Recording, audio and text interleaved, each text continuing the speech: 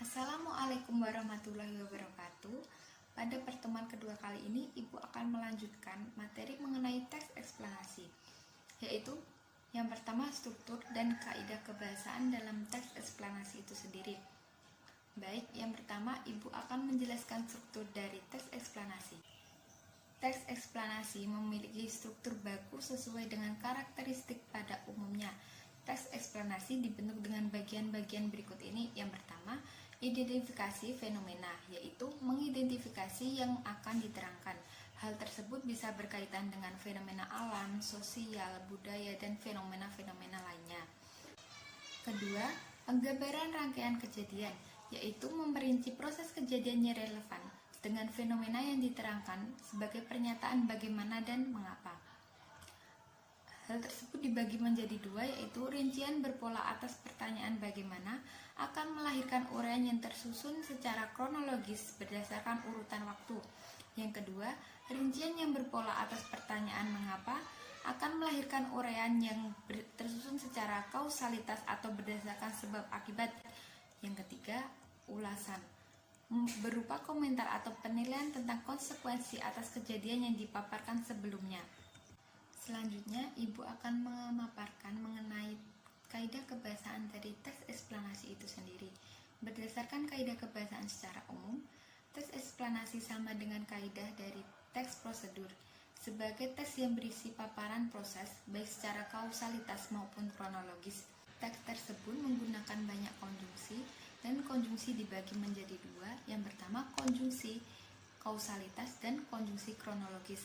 Konjungsi kausalitas antara lain sebab, karena, oleh karena itu, oleh sebab itu, dan sehingga.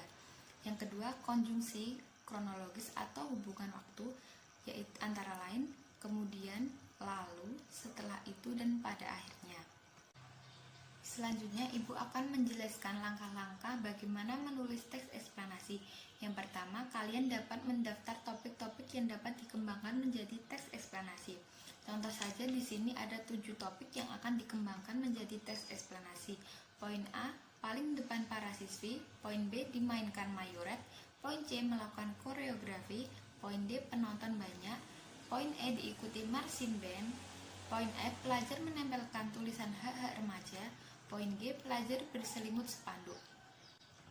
Selanjutnya, menyusun kerangka teks yang paragrafnya dapat disusun berdasarkan kausalitas atau kronologis. Yang ketiga, mengembangkan kerangka yang telah disusun menjadi teks eksplanasi yang utuh dan memperhatikan struktur dan kaidah kebahasaan. Berikut ini, Ibu akan membacakan contoh dari topik-topik yang telah didaftarkan di atas. Contoh pengembangan paragraf untuk teks eksplanasi. Rombongan ini terdiri menjadi beberapa kelompok. Paling depan, deretan siswi-siswi imut. Mereka asik memainkan mayoret, melakukan koreografi, menggunakan benderanya masing-masing. Kelompok mayoret ini diikuti dengan marching band, disusul dengan sejumlah pelajar yang menempeli tubuh mereka dengan papan yang bertuliskan hak-hak yang patut dituntut remaja.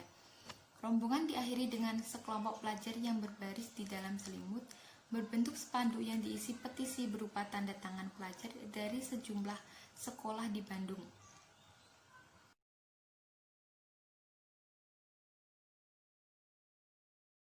Sekian pemaparan Ibu mengenai teks eksplanasi, kurang lebihnya Ibu mohon maaf. Semoga apa yang telah kita pelajari dapat bermanfaat untuk kalian semua dan orang lain. Sekian yang dapat Ibu sampaikan. Wassalamualaikum warahmatullahi wabarakatuh.